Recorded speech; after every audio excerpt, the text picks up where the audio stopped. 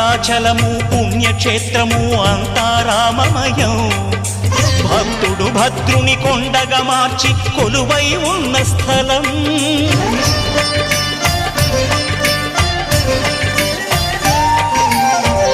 భక్తితో రామదాసు ఈ ఆలయమును కట్టించనయా. సీతారామ లక్ష్మణులకు ఆభరణములే చేయించనయా. పంచవటిని ఆ జానకి రాముల పర్ణశాల అదిగో.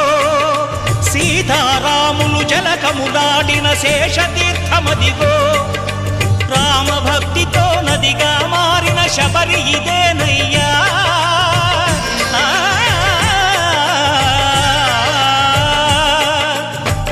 భక్తితో నదిగా మారిన శబరి ఇదేనయ్యా.